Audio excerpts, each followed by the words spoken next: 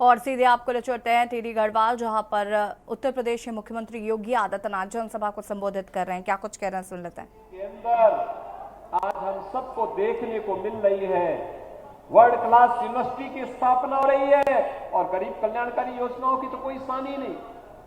80 करोड़ लोग देश के अंदर पिछले 4 वर्ष में फ्री में राशन की सुविधा का लाभ प्राप्त कर रहे हैं। 60 करोड़ लोगों को 5 लाख रुपए की स्वास्थ्य बीमा का कवर मिल रहा है। 50 करोड़ लोगों को जनधन अकाउंट खोले गए हैं। 12 करोड़ किसानों को प्रधानमंत्री किसान सम्मान निधि का सौगात है। 12 करोड़ गरीबों के घर में शौचालय बन गए हैं। 10 करोड़ गरीबों को योजना के कनेक्शन मिल गए हैं। हर घर नल की योजना साकार हो रही है। 4 करोड़ गरीबों के मकान बन गए हैं। बहनों और भाइयों, आज के संकल्प पत्र में भारतीय जनता पार्टी ने कहा है कि 10 वर्ष में भले इतना किया है, अगले 3 वर्ष में 3 करोड़ और गरीबों को मकान देंगे। बहनों और भाइयों, 5 वर्ष तक लगातार ये राशन की सुविधा का लाभ गरीबों को प्राप्त होगा। यही अंतर है। कांग्रेस की सरकार के समय लोग भूखों मरते थे। आज कोरोना जैसी महामारी का सामना करते हुए भी वर्तमान भारत 80 करोड़ लोगों को फ्री में राशन दे रहा है। और भारत से अलग हुए पाकिस्तान की स्थिति क्या है? यहां तो 80 करोड़ लोगों को फ्री में राशन, वहां 1 जून रोटी के लिए, 1 रोटी के टुकड़े के लिए छीना झपटी आप वहां पे रोजमर्रा की चीज देखते होंगे। भीख का कटोरा लेकर के पाकिस्तान दुनिया के अंदर घूम रहा है।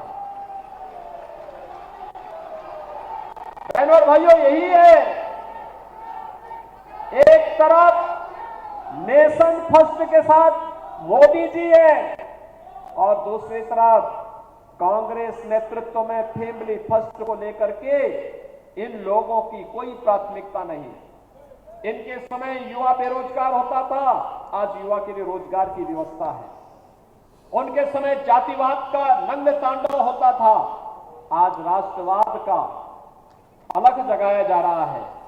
उनके समय पुष्टिकरण के नाम पर कहा जाता था कि देश के संसाधनों पर पहला अधिकार मुसलमानों का है, और मोदी जी ने कहा नहीं, भारत के अंदर हर गांव, हर गरीब, हर किसान, हर नौजवान, हर महिला का देश के संसाधन पर अधिकार है। और हमने कहा नहीं, तुष्टीकरण नहीं, संतुष्टीकरण, सबका साथ, सबका विकास। बहनों और भाइयों, सुरक्षा का मॉडल ऐसा 2014 के पहले पाकिस्तान या देश का दुश्मन कहीं भी भारत की सीमा का अतिक्रमण कर देता था, लोग आंखें बंद कर देते थे। आज क्या स्थिति है? अगर कहीं कोई पटाखा तेजी से फट जाए ना, तो भी पाकिस्तान सफाई देता कि देखो हमारा हाथ नहीं है, क्योंकि इसे मालूम है कि अगर आज समय रहते नहीं दिया और कहीं भौएं तन गई तो न जाने कहां एयर स्ट्राइक हो जाए, लेने के देने पड़ जाएंगे उसको। नक्सलवाद समाप्त, कश्मीर में धारा 370 समाप्त, आतंकवाद की जड़ पर अंतिम, उसकी ताब पर अंतिम कील ठोकने का काम भी कर दिया गया। और कैसे लोग कभी कभी कहते हैं मुझे कि उत्तर प्रदेश में ऐसा तो नहीं है कि अपराधी और माफिया के खिलाफ कार्रवाई उत्तराखंड की तरफ जाएंगे। अरे हमने कहा उनको इस लायक ही नहीं छोड़ेंगे कि उत्तराखंड में जा सकेंगे।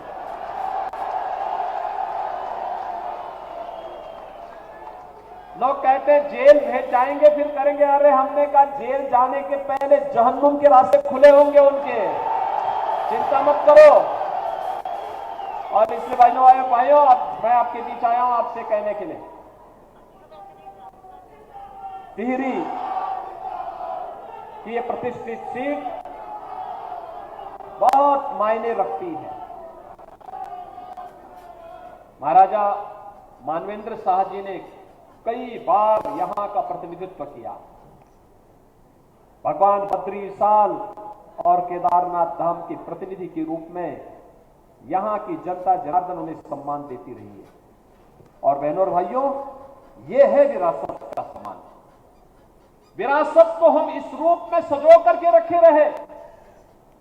सम और विषम परिस्थितियों का सामना करते हुए हमने अपने प्रतिनिधि के रूप में मान करके उनके अनुसार मुहूर्त तय करवाते हैं, कब हमारे तीर्थ के मुहूर्त तय होने हैं, और उस मुहूर्त के अनुसार फिर अपने कार्यक्रम को आगे बढ़ाते हैं। ये तो सौभाग्य है टिहरी लोकसभा क्षेत्र के लोगों का कि वही विरासत को आप भी आज संभाल करके आगे बढ़ा रहे हैं। इसके लिए मैं आपका अभिनंदन करता हूं। बहनों और भाइयों,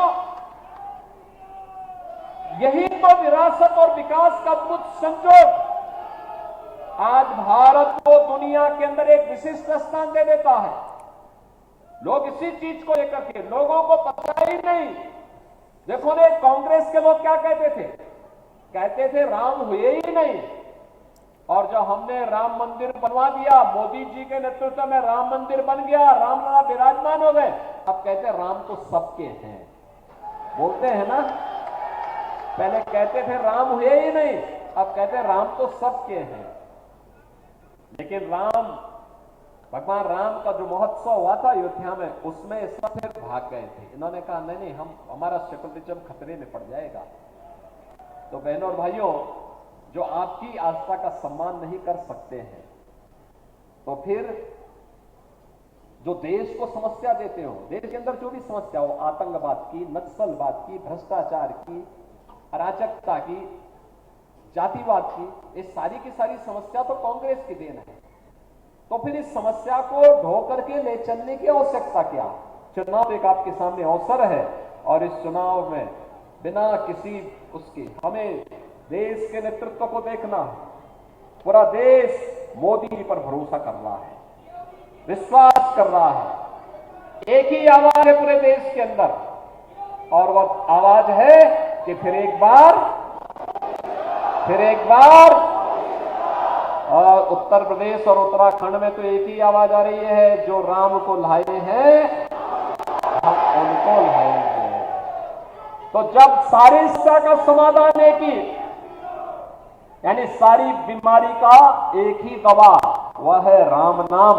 और वह है कि कांग्रेस से पूछिए, आप तो कहते थे राम हुए ही नहीं, और आज कहते हैं राम सबके हैं। तो जब आपका विश्वास ही नहीं था, तो फिर आप तो गए काम से। बोलो, हम तो वहीं जाएंगे जो सही मायने में राम को लाए हैं, और राम को लाने वाले मोदी जी हैं। 500 वर्षों के बाद रामलला अयोध्या में विराजमान हो गए हैं।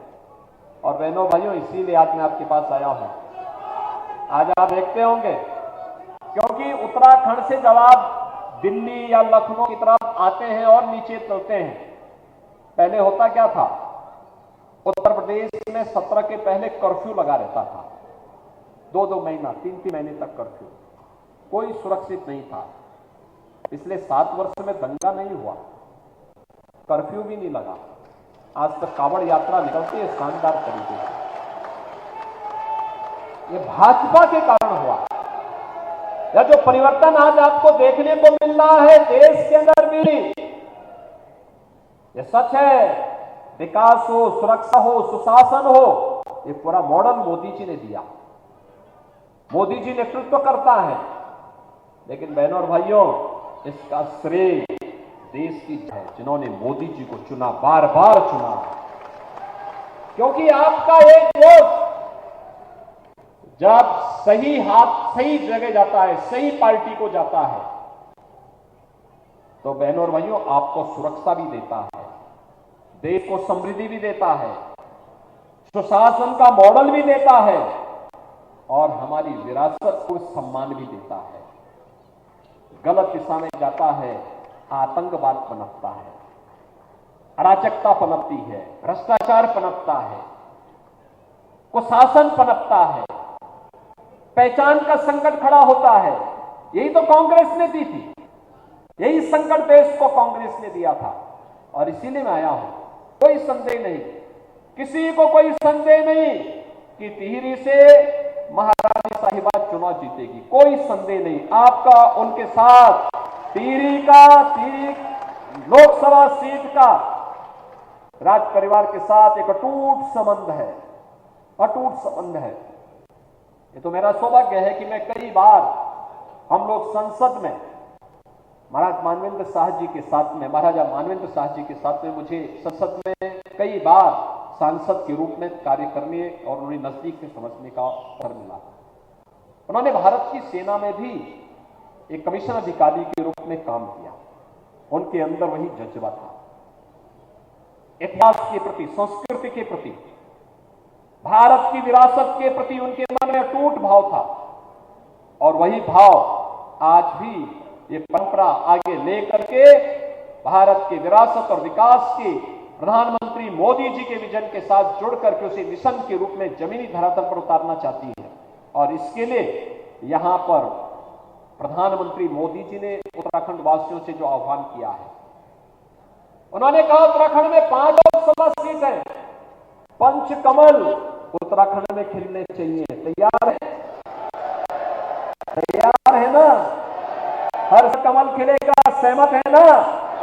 और टिहरी से तो यहां पर महारानी श्रीमती माला राज्य लक्ष्मी शाह जी आपके प्रत्याशी के रूप में फिर से आपके पास है। सभी लोग सहमत है ना? 19 अप्रैल को ही चुनाव है और चुनाव के दौरान ये अपेक्षा करना कि प्रत्याशी घर घर आए, गांव गांव जाए, बहुत कठिन है। पहाड़ में तो इस समय गांव दूर दूर है, वार्डों में भी नहीं जा सकता व्यक्ति चुनाव के दौरान, क्योंकि कुल 14 दिन का चुनाव होता है, पहले चरण में चुनाव है। तो बहनों और भाइयों, आपको ही प्रधानमंत्री मोदी जी का भी और महारानी साहिबा का भी प्रतिनिधि बनना पड़ेगा। सहमत है? घर घर जाएंगे, घर घर जाएंगे, कमल खिलाएंगे, लेकिन इसकी शुरुआत होगी चुनाव के दिन पहले मतदान से शुरुआत होगी। दिनचर्या पहले 3 घंटे में 50% मतदान करवा दीजिए।